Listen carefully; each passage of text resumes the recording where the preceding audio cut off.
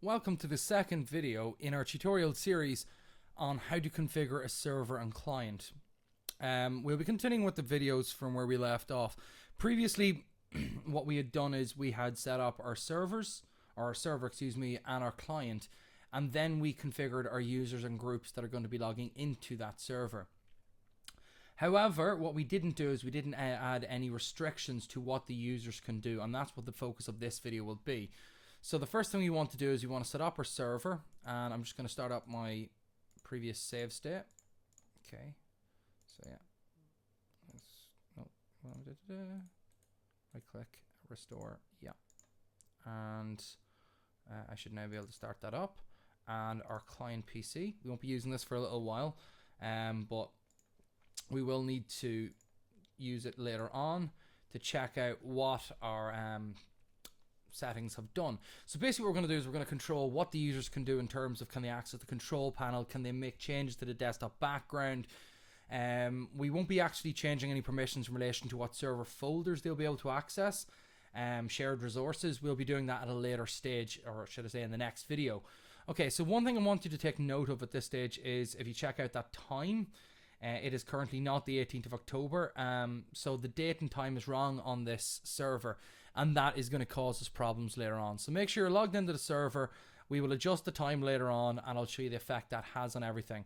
Just to show, if I log into my client PC as well now, you should see that.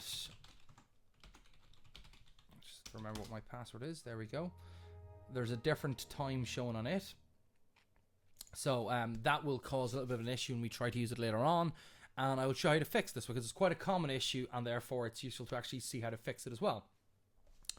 Okay, so the first thing we need to do is we need to actually set up a group policy object for one of our user groups, and I think the most sensible one to set it up for initially would be our students. So if you go to administrative tools and users and computers and find your students group here, so you can see that's our organizational unit. We'll be using our organizational units, these folders here, to add group policies to our different users. So basically, if I add a policy to this folder here, all users contained within will inherit that policy, and that's exactly what I'm going to do here. So I'm going to right click on the students group, go to properties, and you'll see there's an option over here on the box that appears called group policy, and from this box we can click on new. And that will give us the option to name our policy. So I'm just going to name it something very simple, students for students. Okay, so this is going to create a group policy object for our students. Now currently there's no settings set up in it, but that's what we're going to do next. Okay, so if we click on edit, we've got lots of options here available to us. Computer configuration configures the specific computer that the person logs into, whereas user configuration makes changes specifically for that person. So in most cases, what we're going to want to do is we're going to want to make change settings that only affect that user and not the computer itself, because if an administrator was to log into the computer at a later stage, we wouldn't want those settings affecting him or her. Okay, so the three folders we've got to look at are software settings, Windows settings, and administrative templates. If we go into software settings first, we'll see the only options available to us is software installation. So what you can actually do is you can set on your server to push software to the client computers. What this means in summary is that if a specific user, or if any user logs into a computer, you can tell it install the latest version of Firefox or Chrome or any other software really under the sun that you can think of. Now the one restriction is that they must be MSI files. That's a type of installer, an alternative to an exe. And generally we want them to be what's called a silent installer, and that means that we want them to not need any user input to install. So basically when the user logs in, the software installs in the background and they go, oh look, I've now got this installed. So that's a very useful way for an administrator to put software onto 100 computers without actually having to go around to each one individually. We'll look at that in a little bit more detail later on. Okay, so Windows settings lets us make changes like remote installation services, login script, so we can basically we added a login script already to our user profiles, but we could alternatively add them here instead. Security settings, which we won't look at. Folder redirection, we'll come back to this, and Internet Explorer maintenance. Okay, so we'll start off with Internet Explorer. maintenance and see what we can actually do to how the person uses Internet Explorer. Now, I will say is these policies as default only affect Internet Explorer, not Firefox, not Chrome, not any other browser under the sun, and therefore quite often you'll find that computers controlled by a central administrative server will only have Internet Explorer installed, and the reason for that is because it's the one that as default we have control of. As in, if someone has Firefox, we don't have the same level of control as administrators, and therefore we can't stop them from accessing certain content, or we can't stop them, from making changes to settings in the browser. So by forcing Internet Explorer on people, we're saying, right, you can no longer make changes to this, or you can no longer access these websites. Okay, so the folders we're going to look at here are the one that's called URLs. So if you actually go Internet Explorer, Maintenance, URLs, and double click, you'll see there's Favorites and Links folder. So if you double click on that, a window appears. And in this window, what we can actually do is we can add URLs that are added to the favorites or the links inside our web browser. So what I'm going to do is I'm going to add a URL here, and I'm going to go OFB website. So I'm going to put the school website so that it's always in the favorites list, and then for URL I'm going to type in ofi.ie. And I could also set a custom icon if I wanted. I'm not going to do that now, but if I wanted a specific little picture shown beside the name that signified the website, I could do that. So by clicking OK, that's now added to the favorites list for this group of users. So every time a student logs in, they can go to their favorites and they should have the official school website. You could also add other websites, for example, www.wikipedia.ie, or excuse me, I should probably put the name just as Wikipedia. And then wikipedia.ie or .org, as the URL. So that means now in the favorites list we've got the school website and Wikipedia. And place favorites and links at the top of the list in order of specified below. So we can force it that the order that we specify is kind of an order of importance, so we can tick the box for that. And we can delete existing if we wanted as well. I'm going to leave the two of those turned off, but we can, as you can see, control the order that favorites appear and whether any other favorites could appear on their list or not. So clicking OK now, this policy is applied to anybody who's a student, and it means that that person can only or will only see certain things or get access to certain things. So we've set up so far that the favorites list has certain items included in it. Now if I double click on important URLs, what I can do is I can change their homepage as well. And I'm going to make their homepage www.google.ie. And that means that whenever somebody opens up Internet Explorer, the Google homepage opened up. Alternatively, you could put the school website or some sort of resource or a Moodle if the school or college had it. So click OK, specify a URL. So if you're wondering what's wrong with my address, websites are supposed to have http:// at the start. So make sure you specify the name in whole. And when I do that and click OK, it should accept. Okay, so what else can I do? If I go to connection and go to proxy settings, what I can do is I can force a certain proxy. Now to explain, what is a proxy? A proxy is basically a server that you pass all communication through. You could use this to access resources that wouldn't otherwise, or to try and hide your IP address, or as is quite common nowadays, people use proxy servers as a way of making other websites think they're located elsewhere in the world. So for example, if you want to access American Netflix, you could use a proxy server, and if it was located in the US, you could access the United States version of Netflix. But alternatively, what you may want to do in something like a business or a school is use a proxy server which you may own yourself or may be run by another company, and its job is to filter what content you can actually see. So that basically, when you're passing information through, if you try to access a website that is blocked, it sends back a page that says, sorry, you're not allowed into this. So for example, there could be a site like www.netnanny.com/filter. Now, I'm making that one up, but that would then, if that was a legit proxy filter, then anybody who accessed the computer and tried to use Internet Explorer would find that they could only access websites allowed by that filter. So that's particularly good in second level and primary level schools where you don't want them accidentally accessing content which may be inappropriate for them. So clicking OK will set the proxy. So now we've done everything we want in Internet Explorer for now. We can do other things in relation to the interface, so we can change what icons or options actually appear, but we'll leave that alone. We can change security, but we won't worry about that, and also programs. So the bulk of what we're actually going to do is included in this folder called administrative tools, or excuse me, administrative templates. And if you open that out, and I'll just set it to full screen, we'll have a look around this. So you can see that we've got Windows components, start menu and taskbar, desktop, control panel, shared folders, network, and system. So there's quite a few different areas which we can cover, and what we're going to do now is we're going to go through each of these slowly and have a look at what options are available. So if we go to Windows components, what it's actually giving us is a list of different applications which exist in Windows. So for example, Windows Messenger, Windows Update, Windows Media Player. And if we double click, we can see prevent CD and DVD media information retrieval, prevent music file media information retrieval, prevent radio station preset retrieval. And we go into the folder playback, prevent codec download, allow screensaver. So we can set quite a few different options as to how somebody might use something like Windows Media Player. Now, in most setups, we don't need to actually worry about these settings. Let's see, hide security tab, do not show anchor. A lot of them are going to affect people very little, especially with a software like Media Player, which may not be used a whole lot. Same with Messenger. But we might find something in Windows Explorer, for example. So turn on Classic Shell. To explain, Classic Shell is the look we have here, where we've got the grey bar instead of the nice green and blue buttons or the arrow interface as you'd see in later versions of Windows. So we could force it that they have the grey interface instead of the nicer looking one. And you may want to do that for efficiency reasons, as in there's less processing power needed if you're using the grey and black interface.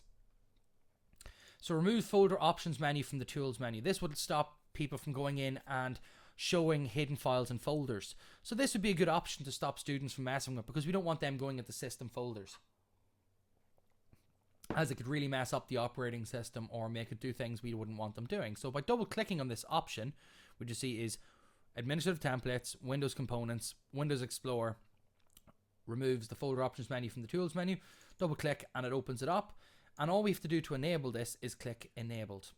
Now, if you come across an option here and you're not entirely sure what it does, click on the explain tab and you'll see a full explanation is given. So I'll give you a basic read through of this. Removes the folder options item from all Windows Explorer menus and removes the folder options item from control panel. As a result, users cannot use the folder options dialog box. So that's really all we need to know. And it also tells us what sort of properties it affects and other things that may be of importance. So what I'm going to do now very quickly is I'm going to click apply. I'm going to leave this window open for now. I'm going to go to start my computer and I'm going to go into the C drive, and then I'm going to go to tools and folder options up top. And the reason for that is I'm showing you that there is an option called folder options available to all users, and basically you can do things like show hidden files and folders, hide file extensions, hide system files, stuff that you generally would want hidden away unless you're doing something at an administrative level on the computer.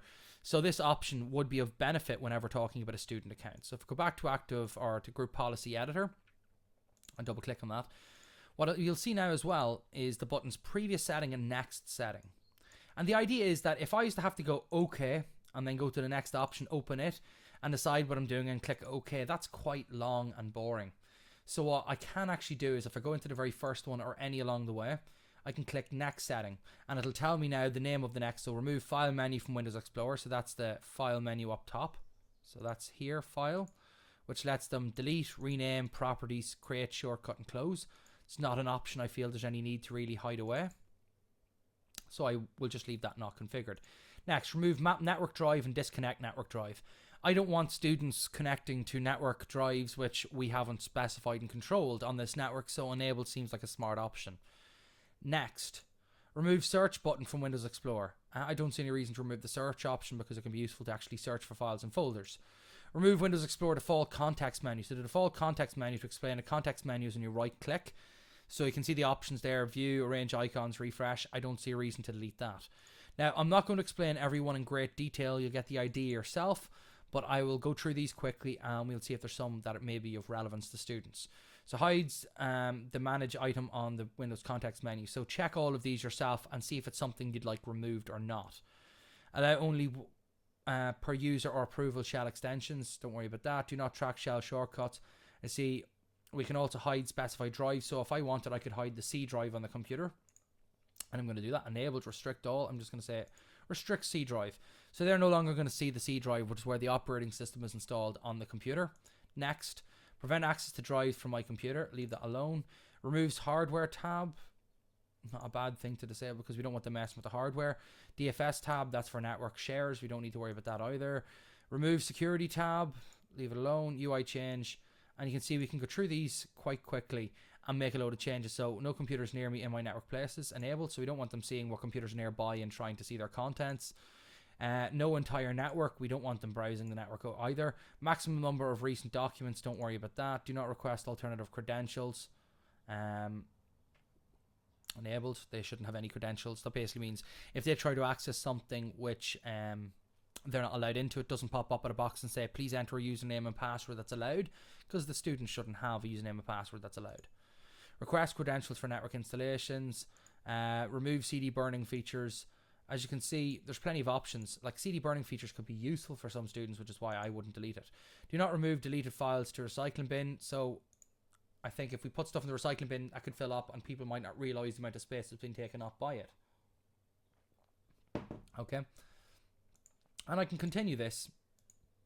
And you'll see there's plenty of other options here. And what I'd say is I'm going to give you a brief overview. And then you can go back yourself and have a look through the options in more detail. And then you can try it again for the teacher's account and see what would you do differently if somebody is not a student and they're a teacher. What extra permission should a teacher have? And that should give you a good idea of what these can be used for, and also how they can also be different for different people. Okay, so we can see there I could also set up stuff for Internet Explorer and to what can actually be changed. So do I want them to be able to change the proxy setting? Enabled, because if I've put up a NetNanny or something like that, I don't want them changing the setting for that. Okay, so if I go out of Windows components, I'm going to have a look at Start Menu and Taskbar, and this is one of the ones that you'll find there's quite a few options which you will actually want to change. So remove users folder from the Start Menu, no reason. My documents from the Start Menu, network connections, I don't want them to see network connections, so enabled.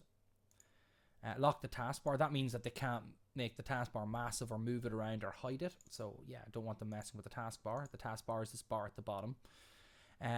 Remove pin programs list from Start Menu, frequent programs list, all programs, undock PC button, so we don't need that either.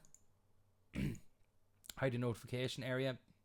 Remove clock from system notification area, that would be this down here. I don't see any reason to remove the clock. It can be quite useful to tell students when a class is nearly finished. So we can see remove network places, enabled. So there's lots of different options here which we could, I will say basically you should go through them yourself, but there's lots of options here we could go through and set. Then desktop. So here's one that I would frequently set some stuff on. I would hide and disable all items on the desktop. No. Recycle bin. If the recycle bin isn't actually functional, there's no reason for them to have it. And I set that option previously. Remove the desktop cleanup wizard. Yeah, I don't want them messing with the contents of the desktop. Active desktop. Enable active desktop. And then you can see here, active desktop wallpaper. I can force a certain wallpaper if I want. So if I set enabled, I can tell it a network location.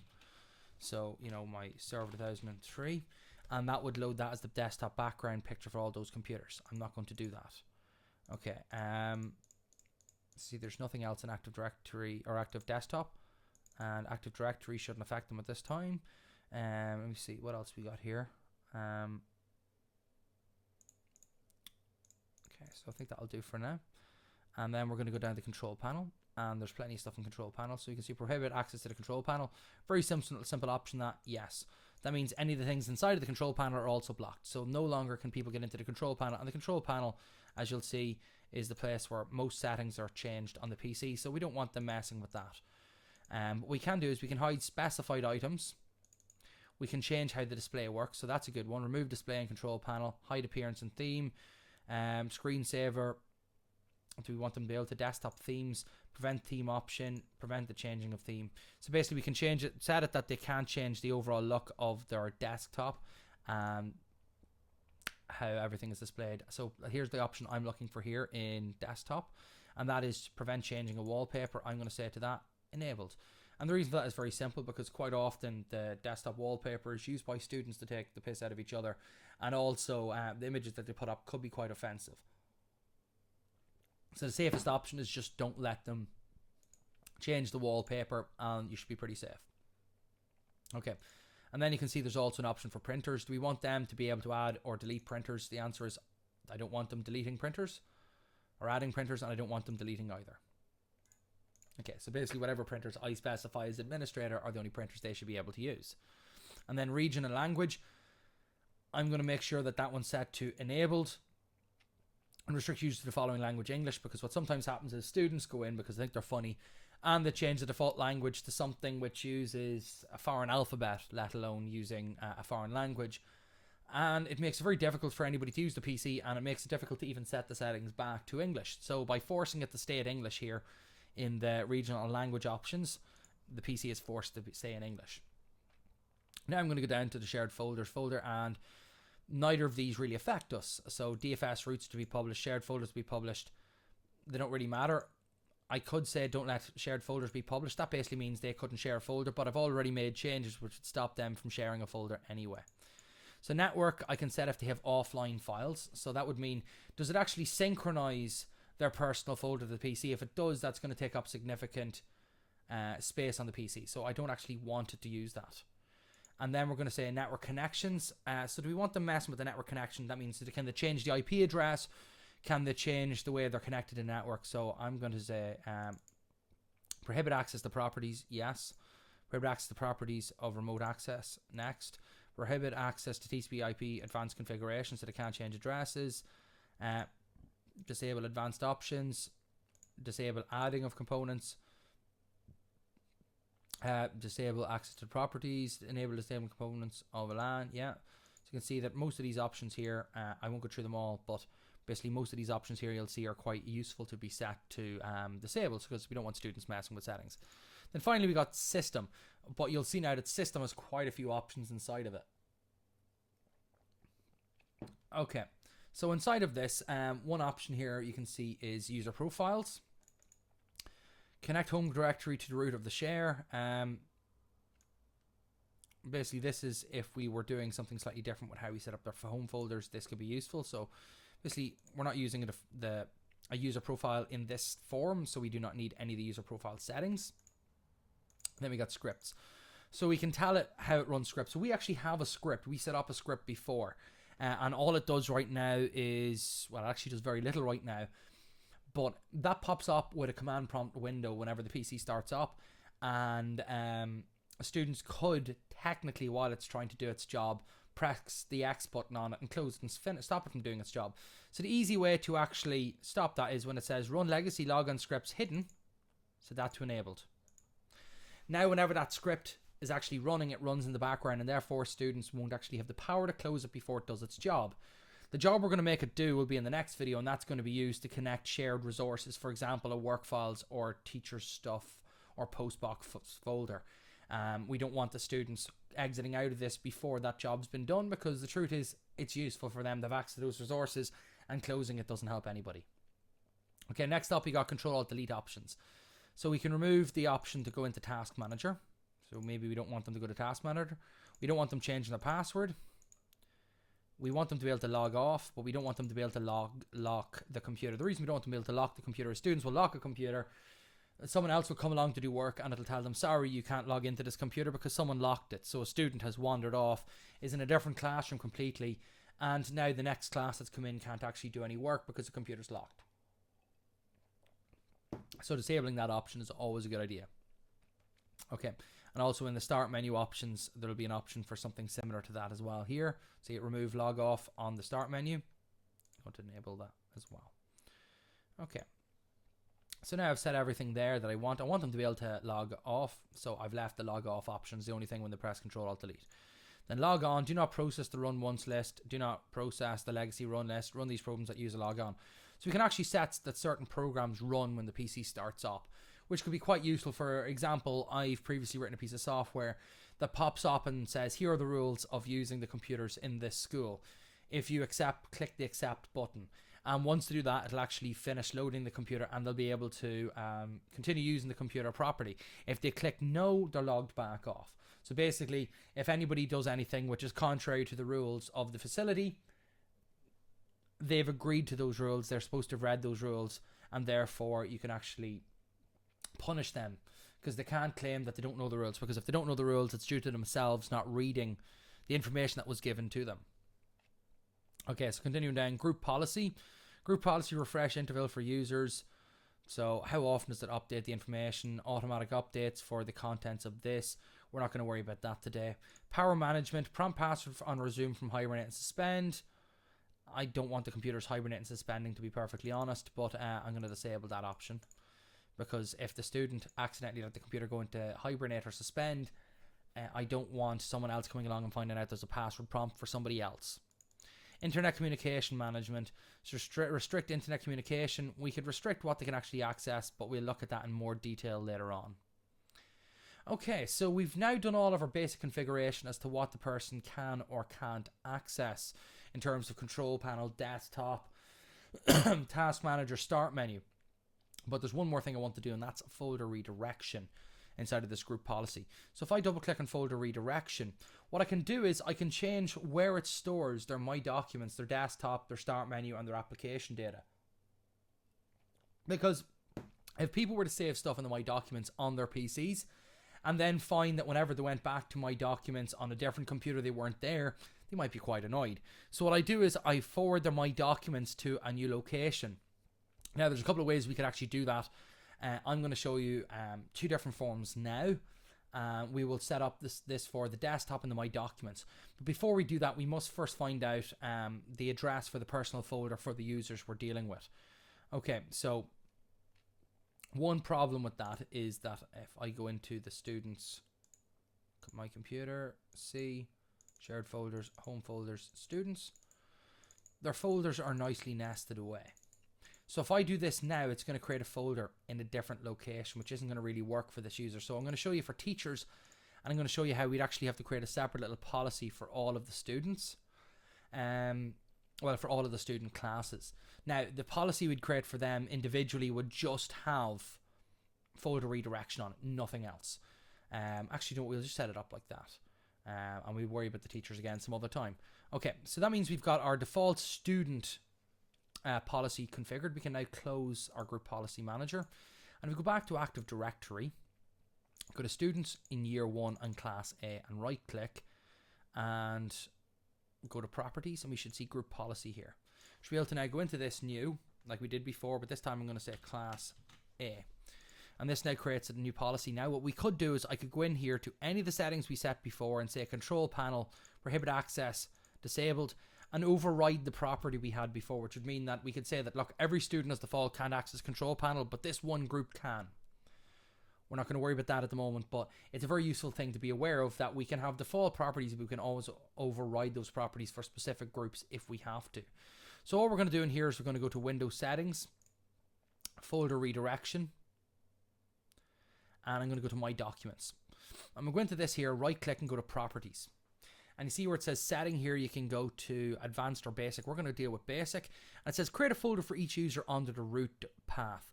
So what this basically means is we can create a My Documents that's inside their personal folder, because each student has a personal folder created in their home folders. We did this in the last video. So if I go in here, that's the full address, except that's not the network address for the students folder. So to get the actual network address for it, I'm going to go into Active Directory and click on my template student and go to profile and see this address here. I'm going to copy and paste this in full. Okay, and then we're going to modify it a little bit when we need to. So right click, properties, root path, and there we go. So now we've got we're saying the root path for the My Documents for each student is DD server, home folder, students, year 1, class A, and I want to remove this part that says their name. And you'll see what it's suggesting now is that basically this will be the new location for the My Documents. So this is a little bit on the long side, so what I'm going to do is I'm going to remove a load of this just to make it easier to read. You can see what I would say it's saying is that the shared folder on the server in home folders called Claire, so it's saying if the username was Claire, and make a My Documents folder. So this here would make a folder in server, home folders, students, year 1, class A, and then my name, and then another folder inside of that called documents for My Documents. So whenever I use the My Documents, or the student uses the My Documents on their PC, it's actually saving to their personal folder on the network, and therefore if they move from one computer to another, it will still be their folder and accessible to them. Okay, so if I click on apply now, That setting should now be applied. And what I'm going to do is I'm going to do the exact same for desktop as well. So desktop, properties, basic, and paste that in and just remove the last part and apply. So that now should be the folder redirection done for them. Now the reason why I had to make a separate one for this class group is because a different folder for this class group is used than say for class B. So that means I have to create a separate one for class A and class B. It's pretty easy to do, as you see. I don't have to make any other changes to the group policy other than that. Okay, so now I've set up my basic group policy.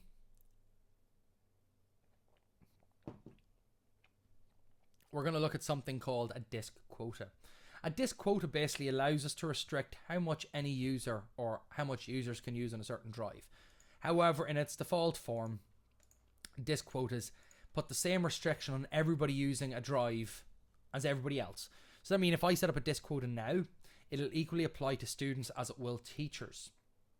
However, if I was to have a different drive for each type of person, so for example teachers, students and things like that, I could control them independently, and that's how I generally configure a server. I'd have a RAID and I'd have a different partition for each group. Okay, so if you go to my computer and right click on the hard drive, local disk C, see the option properties, excuse me, is there. So click in the properties and you should see in the properties window that pops up the option quota. So we're going to enable the quota, deny disk space to users exceeding the quota, and limit to. So I'm going to limit this to 5 and set the warning to 2. Now if that was kilobytes, everybody would have that used up in a split second. That's not what we want. Okay, so I'm going to set this to 5 gigabytes and 2 gigabytes. So that means that students and teachers alike will have 5 gigabytes maximum storage on the server.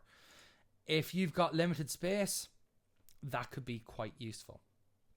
If you've got an awful lot of space in your server, you could put a large quota on or no quota at all.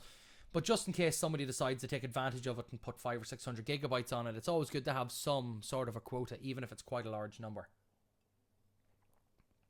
Okay, so now we've set up everything apart from we're gonna set up another setting now in relation to who can access the server remotely. We're going to set something up for installation of software. We're going to restrict password or put restrictions on what sort of passwords can be used. Okay, so first of all, we're going to set up our password restriction. We could do this per user, but it's usually something that's very good to put for all users overall. So we're going to use what's called the default policy for that. So if you go to Start and Administrative Tools, you should see the option Domain Security Policy here. Okay, so this is the default policy for anybody using the server. If I go to Policy or Account Policy and Password Policy, we'll see now we've got the settings in relation to maximum age of password, minimum age of password, enforced password history. So how many passwords does it remember? If you say 24 passwords remembered, that means it remembers the last 24 passwords a user has used, and it therefore will not let them use the password again. So my preference would be not to worry about that. Because I don't like people having to change the password every 40 days. But if security is extremely high in a place, you may want that, especially to maybe lock out people that you haven't got around to deleting their profile, but you don't want them accessing the resources after they've been fired or outside of a time that they're supposed to be on site. Okay, so minimum password length, we could change the length of the password from 7 characters to 8 or 9 or 10. We can set whatever length we want. And also see this option here, password must meet complexity requirements. If you double click on this and go to explain, you see that basically if you want to have a strong password, that means it's one that's hard to decrypt or to use brute force to try and unlock, or even that someone could guess. So for example, you cannot use more than 2 letters consecutively in your password that feature in your actual name. It must be at least 6 characters long. There must be at least some uppercase, some lowercase, and at least 1 number. So basically, a standard complex password. So I've been using password1 with a capital P for my password in all these videos. And the reason for that is because that meets the complexity of password requirements that are in place as default on the server. So I'm just going to keep that enabled.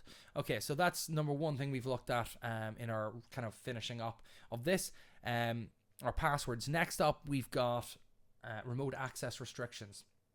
Okay, so we could do at any stage on our server is we could set up remote access, and that would mean that administrator would be able to access the server from outside of the physical server itself, as in to be able to connect to it from another room inside the building or even outside the building.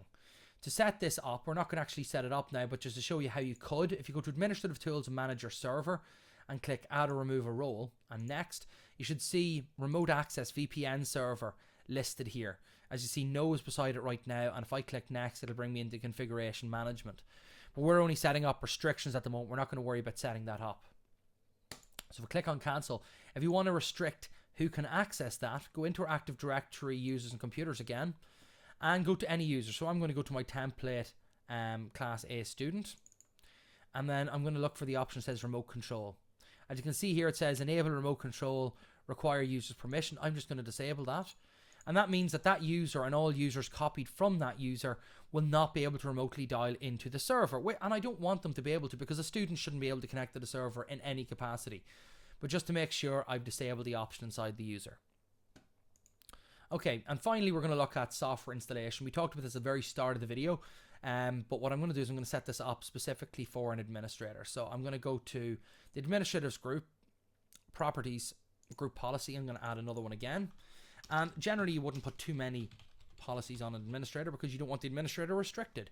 So I'm now going to double click on this to open it and go to software settings and software installation. And I'm going to right click on some white space and go to new and package. And it'll now let you choose any packages. You can see it says .msi down here, so only MSIs are shown. And as default, it's just showing me the file stored inside System32 on my server.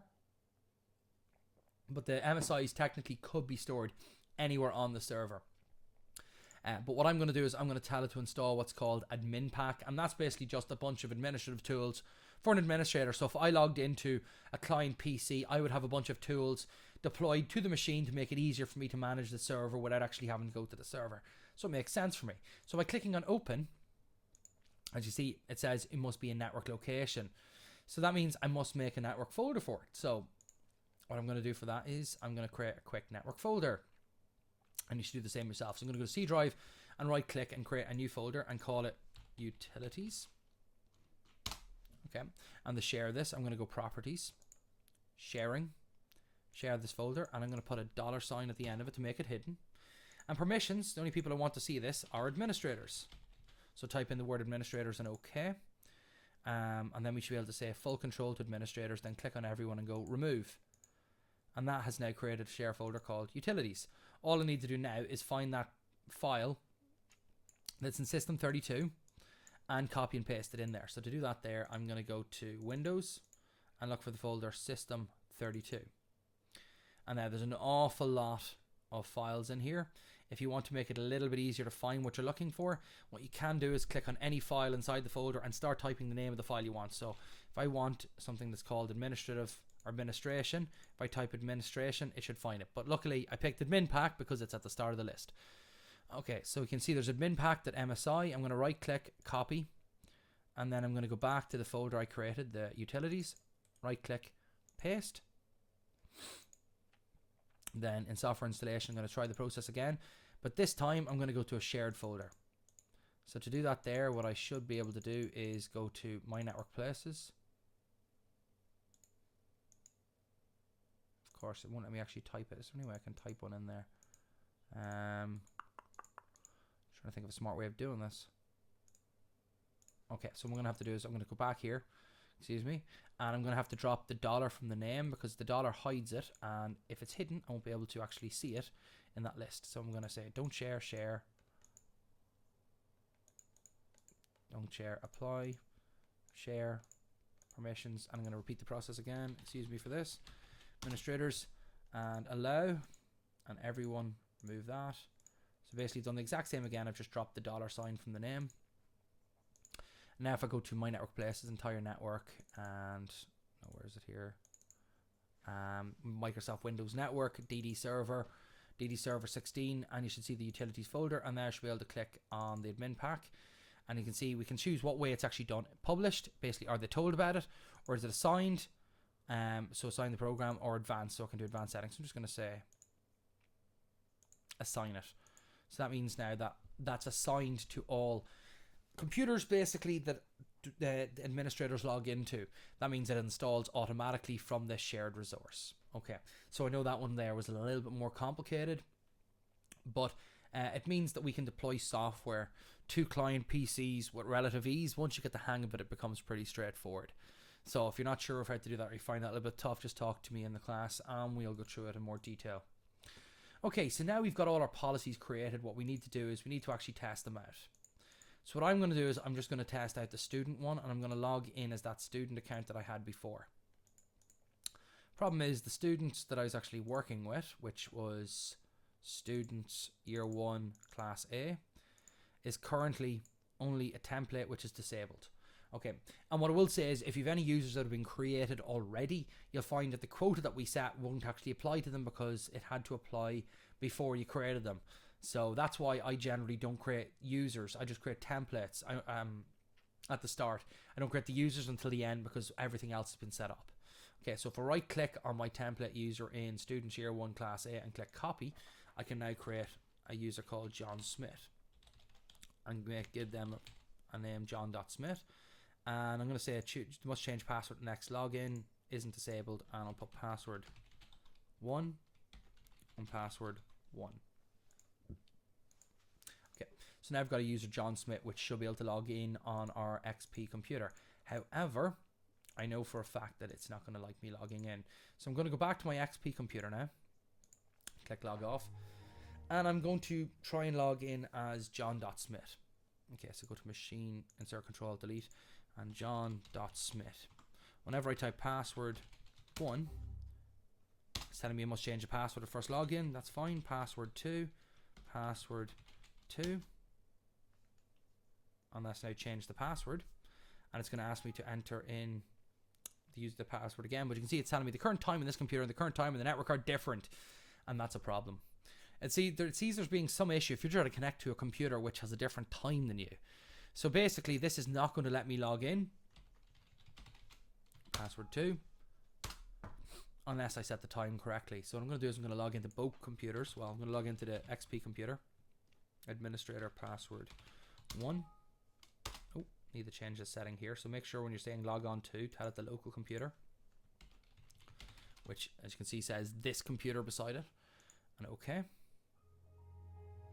I'm going to go back to the computer here. So the correct time would actually be the 2nd of the 11th. And the time would be 15:18. Okay. So October. So it's not the 11th, excuse me. So it should be November. Excuse me, phone's going off. Okay, so November the 2nd, apply, okay. And then I'm going to go to this computer and do the same as well. So 2nd of November, and change that to 15:18, apply. So these now both show the exact same time, okay. But if I now log off on my XP computer and try and log in, will it work? So just make sure log on to and choose your server name again. And I'm going to go John.Smith, password 2.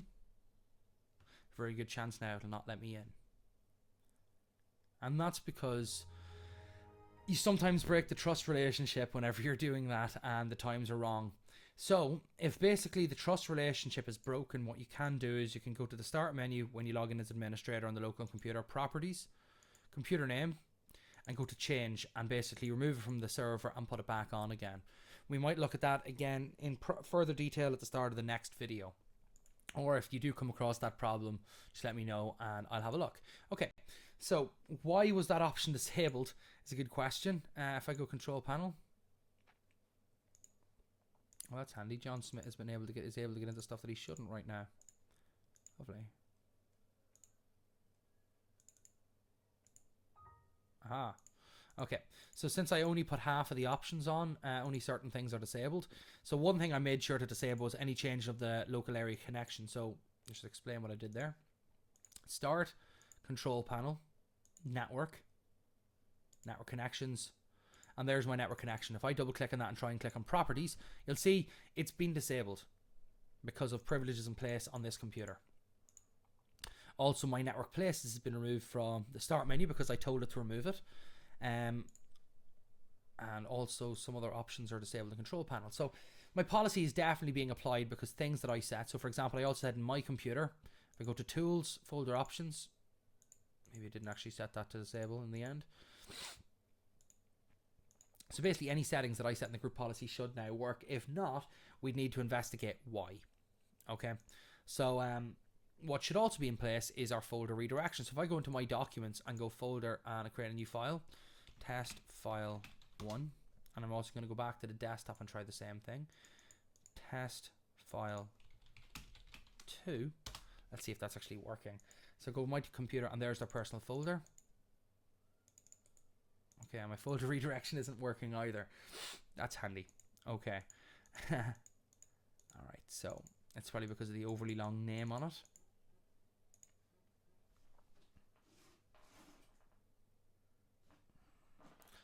Okay, so what I'm going to do is I'm going to change the way the folder redirection actually works, just to show you that folder redirection does actually function. I'm going to go to my server again. I'm going to go to my students, or sorry, class A, properties, and group policy. I'm going to edit this. So what I should be able to do now is I should be able to go to Windows settings, folder redirection, desktop. I'm going to change the way this one works a little bit. I'm going to say use the user's home directory instead, and apply that. And that means whatever I specified in here, which you'll see if I go profile, home folder, class A John Smith will be their new my documents. Okay. So that will now force redirection. Okay, the thing is though, it's not going to work instantly. What I need to do is I need to restart my XP computer to force it to get the policy again. And even that might not be enough because it'll cache some of that information just in case it repeats itself, or should I say in case it's downloading all the time. Okay, so once this starts back up, I'm going to just log back in as John Smith, password 2. I'll see if the My Documents redirection is working. As I say, it may not work at this time because I used the policy so very recently, but let's see what happens. Okay, so just taking a moment to log me in here. And there's a chance it may not like me right now because of the time changing. That does seem to mess things up quite a lot whenever the times are off. So let's see if this actually goes ahead or not. Is it going to time out? If not, I will show you how to set it up. Okay, so we're in. Let's just check this out. My documents. And it looks like it might be caching the information. Very much does. Yeah. Okay, so one way around that is I'm going to make a new user. You can see the only option here is to shut down and then log off. All right. Okay, so folder redirection can be quite cranky at times, but it's a case of just getting it working right. So what I'm going to do is I might actually just set up folder redirection on my teachers now just to show you that it does actually work, because that user account is just being cranky in that computer because it's been logged in before. So I'm going to go in here and I'm going to go to my teachers and I'm going to create a policy for them. Properties, group policy, new, teachers. Double click, Windows settings, folder redirection, my documents, properties, use a personal folder, apply. All right. And now all I have to do is quickly make another teacher account. So copy that and say, let's use Adam Savage again. Adam.savage. And just to make this a bit easier, I won't require them to change the password. I'll just say password 1 and password 1. Finish. I'm going to go back to my XP computer and log in with that account. Savage. Password 1. So what should happen now is the My Documents folder should be forwarded to their personal folder. Let's see if this actually works. This account hasn't been created before. Okay, so the computer account was not found. So now it's being cranky. Profile, account, Adam.savage, Adam.savage. Okay, so most of the problems I'm having are probably to do with the time being an issue, because I just created that account and there's nothing wrong with it. So I'm going to do is I'm going to dump this off of the server. So just to show you this here, logging into the computer, the XP computer locally. So that's this computer. Password 1 is my password. Computer name change, and I'm going to just change. Excuse me, start. Should slow down and do that. Start. Right click my computer, properties. Go to computer name and change, and then we go to work group and just set. It doesn't matter what you set. We just want to remove it from the domain, so we want to make sure it's delisted from there. And then what you're going to need to do is put your local administrator account in. So whenever this box finally pops up, administrator, password 1. Okay, when this is done, it should give me a prompt to restart the computer, but I'm not going to. I'm just going to put it straight back onto the domain, then restart. And if this doesn't work, I'm going to pause the video and find out what's gone wrong and then explain it all. Alright, so let's see what happens now. So it's a little bit slow doing this. It's just setting up the work group for the first time, so it takes a moment.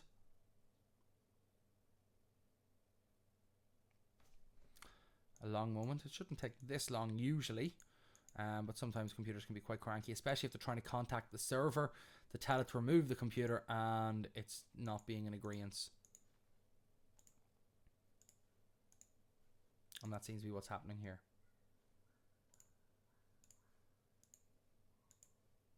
Okay, so what I'm going to do is I'm going to stop this video now. Alright, there we go. It's going to stop the video and try and find out why that's going wrong. It's finally got through to it. Okay, so now I'm just going to go back into this and set it back to using my server. So we need to check the name. So that should be dd server 16 .local, I think. So let me just confirm that. So go back to your server, start, right click, my computer, properties, and we can check the name of the computer name. So the name of the server is dd server 2016. So 16 wouldn't, that's a different name, 2016. And now it asks me for using a password for the server, so that's administrator and password 1 again. And now it should tell me welcome to the domain, and all I have to do now is restart the computer to be on it. Yes. Okay, so let's let our XP computer restart. It shouldn't take too long.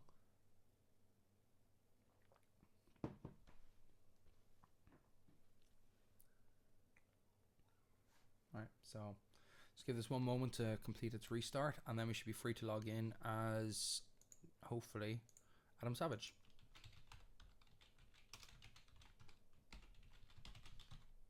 Okay, and just change log on to the server again. So as you can see, this time it logged in. It told me before that account didn't exist. So basically the whole problem with the times being wrong has kind of messed up how the policies are actually functioning. And I was forced to completely remove my client PC from the server and reconnect it again. And doing that has fixed a lot of the issues. So let's see now if my documents actually works properly. And to find out, just go to my documents and give it a moment. So the reason I know that's working is, see this little icon here, that means they're synchronized because it's getting the contents from the server. So if I now go right click and put a new file in here, so test file 1, if I go to their start menu, my computer, and go to network drives, you should see that that file is actually in their personal folder in the network drives as well. So it's not actually being stored locally. It's been stored on the server, which means if they move from one computer to the next, their files go with them, which is what we want. We can set up the same for the desktop. We can also set it up for app data and the start menu, but those two usually are used to a much smaller extent. Okay, so I know there was a few issues along the way, and that's the thing about a group policy. Much a case of trial and error. Try stuff out, see what it looks like, try it some more.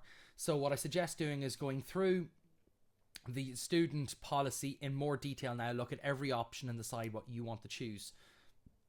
And then go to the teacher policy and do the same again and decide what you would do differently for a teacher. And that's how you'd make a proper functioning policy.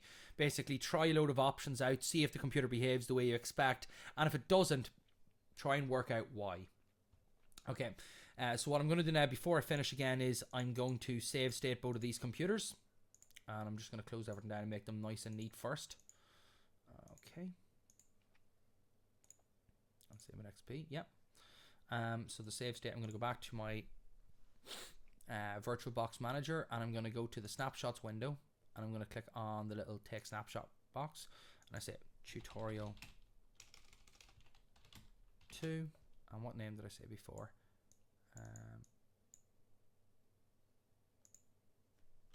Complete. All right, there we go. Then I'm going to go here and I'm going to say tut 1 complete. That means now I can go between tutorial 1 complete and, sorry, that should be named tut 2 complete. So at any stage I can go between the server being at the state of the first tutorial complete or the second. So that means I can go back and forward as much as I want. Okay, I hope this video has been helpful. I will give a kind of a hint sheet out, or should I say a prompt sheet out in class, and that will also tell you what you need to do whenever writing this up for the actual assignment. In the next video, we'll be looking at how to actually do shared resources. Okay, so that's everything for this video. I hope this has been helpful.